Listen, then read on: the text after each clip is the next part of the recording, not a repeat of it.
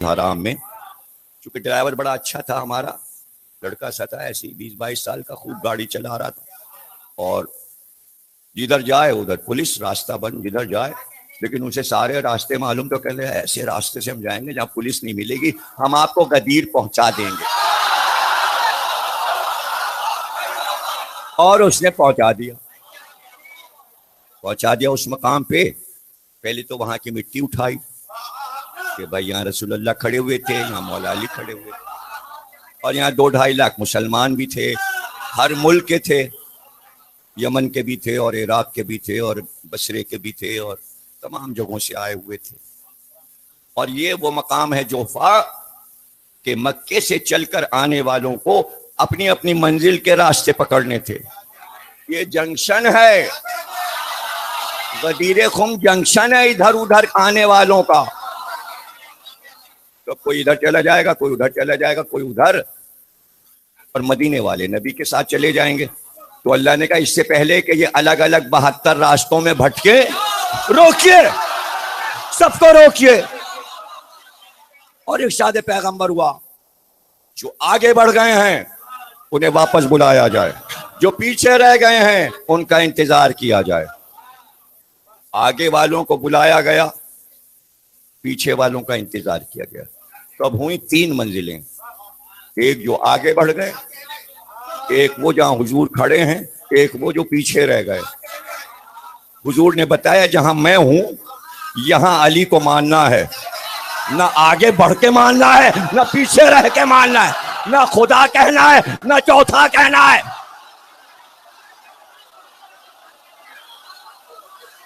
ایک ضروری اعلان ہے، اور پھر اشارہ کیا کہ سلمان و ابو ذر و مقداد، وہ چند کھجور کے درخت جہاں ہیں وہاں کی زمین صاف کرو، وہاں کانٹے بہت ہیں، کانٹوں کو ہٹاؤ۔ پتہ چلا علی اور نبی کی راہ میں جب بھی کانٹے آئے سلمان و ابو ذر نے صاف، مقداد و عمار نے صاف، اور وہاں بڑی بڑی سفید چاندنیاں صاحبان بنا کے لگا دی گئیں۔ اس کے بعد پیغمبر نے اعلان کیا پوری امت کے سامنے، مجھے ایک منبر چاہیے، منبر۔ سر جوڑ کے کچھ لوگ بیٹھے جو پیغمبر سے بڑے قریب تھے، دوڑ دوڑ کے کام کرتے تھے، گویا شورا کمیٹی بنی کہ ممبر کہاں سے لائیں؟ کہ بھائی ممبر اب مکے جائیں وہاں سے لائیں؟ سرکار جب ممبر کی ضرورت تھی تو ایک ممبر مکے سے لیتے آگے اونٹ پہ رکھا کے، یعنی سرکار کو یہ بتانا ہے کہ ہمیں نیا ممبر بنانا ہے۔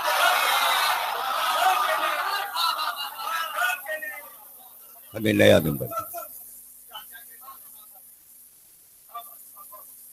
ممبر چاہیے۔ سب آئے اور انہوں نے کہا کہ سرکار ممبر تو آ نہیں سکتا، قریب میں کوئی مسجد بھی نہیں ہے، اور مکے سے لانا مشکل ہے، دور نکل آئے، مدینہ بھی دور ہے، تو آپ نے فرمایا نہیں لا سکتے تو بنا لو۔ تھوڑی دیر سب بیٹھے، پھر واپس آئے کہ سرکار بنانا بھی مشکل ہے، اس لیے کہ نہ ہتھوڑی ہے، نہ کیلے، اور نہ لکڑی کے تختے، تو بنائیں کیسے؟ تو سرکار نے کہا جب تم ایک ممبر نہیں بنا سکتے تو صاحب ممبر بھی نہیں۔ جو قوم ایک لکڑی کا ممبر نہ بنا سکے وہ ممبر شپ کر کے پارٹی لیڈر بنائیں گے۔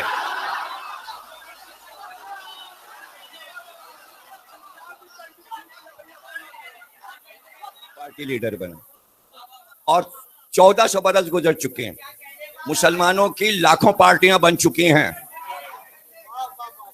تمام ملکوں میں، اور ہمیشہ لیڈر چنا خود ہی، اور چننے کے تھوڑی دن کے بعد جب دل بھر گیا تو اتنی گالیاں اس کو دیں۔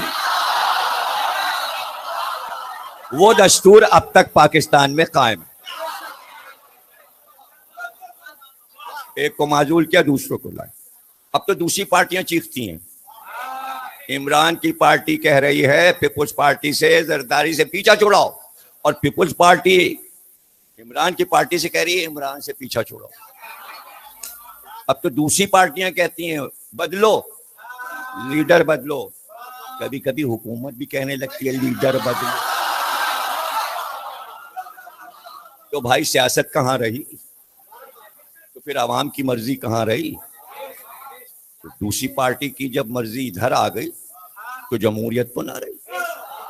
تو گویا ڈکٹیٹرشپ چل ہی رہی ہے. کہ اچھا جتنے پالان ہیں اونٹوں پہ، لکڑی کے پالان ہماری نما جس پہ بیٹھا جاتا ہے، پالان شتر، سب اتار لو. جلدی جلدی سب نے اپنے پالان اتار لیے. اور آپ بتاتے گئے کہ پہلی صف میں اکہرے پالان رکھو، پھر ان کے اوپر دوہرے رکھو، پھر ان پر تہرے رکھو، پھر چوہرے رکھو، اور کھجور کے درخت کی بلندی تک پالان سے ایک ممبر بنا دیا. سرکار آپ نے ایسا ممبر کیوں بنایا؟ کہ اس لیے بنایا ہے کہ کوئی بھی ممبر اگر ہم لاتے یا بناتے تو اس پہ کوئی اور بیٹھ جاتا. ہم یہ چاہتے ہیں ہم ہی ممبر بنائیں اور ولایت علی کا اعلان کر کے توڑیں تاکہ دوسرا نہ بیٹھ سکے. اب غدیر کے ممبر پر دوسرا نہیں بیٹھ سکے. ایک دن کے لیے ممبر بنا اور پھر سب نے اپنے اپنے پالان اٹھا کے اونٹ پہ رکھ لیے. ممبر تیار ہوا. سرکار کسی وقت کا انتظار کر رہے تھے کہ آفتاب برج شرف میں آیا.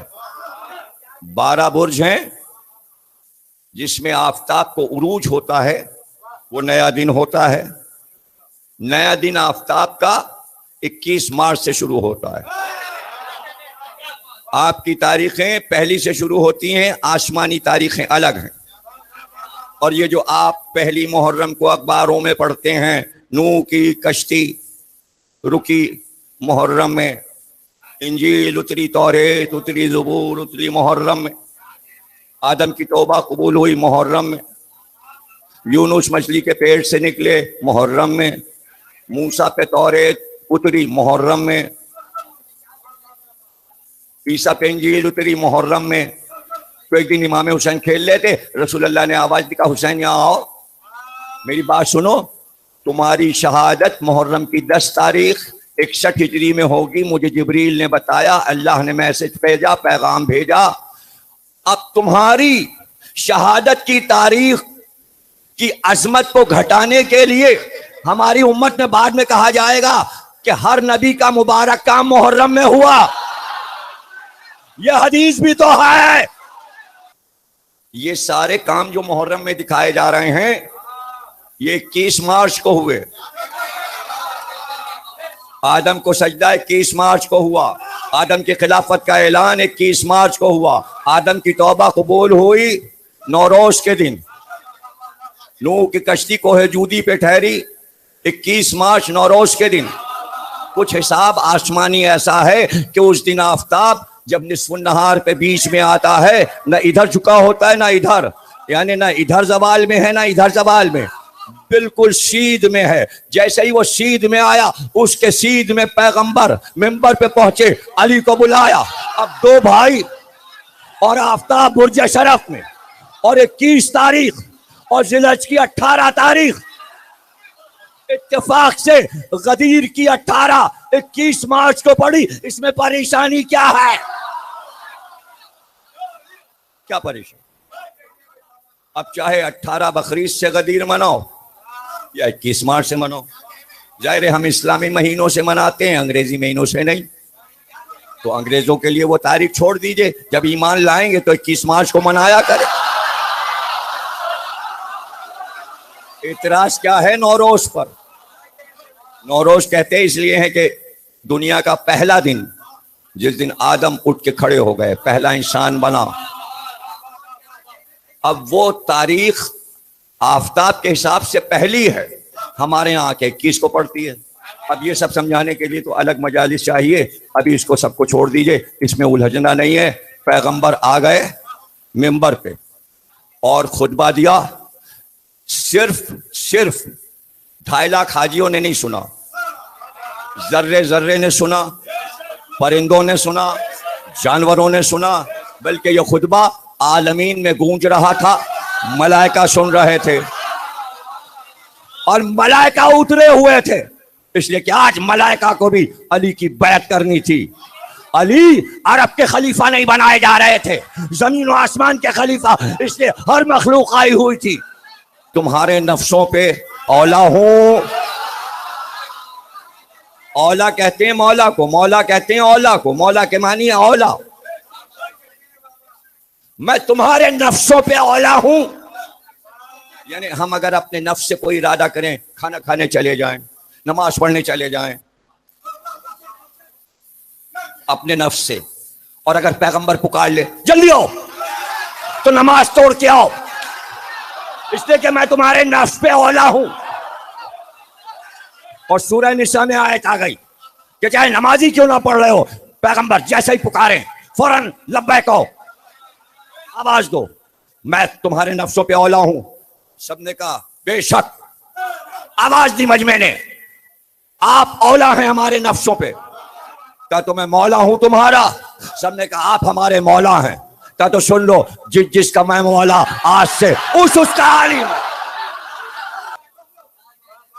میں جس کا مولا، آج سے اس کے علی مولا۔ مولا کے 18 معنی بتا دیے اور لغت میں لکھ دیے گئے، لیکن بیکار۔ اگر یہ کہتے کہ علی تمہارے مولا ہیں تو آپ 18 معنی لکھتے۔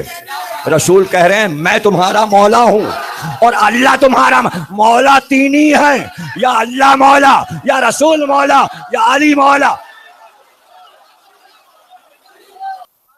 اور آپ ممبر سے اترے اور آپ نے ایک ایک کو پکار کے کہا جاؤ علی کو مبارکباد دو اور علی کی بیعت کرو۔ ترتیب سے نام لکھیں، ترتیب سے نام لکھیں کہ سب سے پہلے کس نے بیعت کی، پھر ترتیب سے دوسرے کس شخص نے بیعت کی اور تیسرے نے۔ مبارکباد اور بیعت، بیعت، اور پھر قطاریں لگ گئیں۔ مغرب کا وقت ہو گیا اور پھر رسول نے فرمایا جب علی کی بیعت کر چکنا تو آپ نے 2 خیمے سبز اور سرخ نصب کیے تھے۔ سبز کے آگے ایک تخت بچھا تھا، سرخ کے آگے بھی ایک تخت۔ سبز خیمے کے سامنے امام حسن دولہا بنے بیٹھے تھے اور سرخ خیمے کے سامنے امام حسین امامہ والے دولہا بنے بیٹھے تھے۔ پھر آپ نے فرمایا علی کی بیعت کر کے حسن کی بیعت کرو۔ پھر دونوں بچوں کی بیعت کروا دی۔ رہات المحبین امیر خسرو کی کتاب ہے، اہل سنت ہیں، بہت مشہور ہیں، 700 برس ان کو ہو گئے۔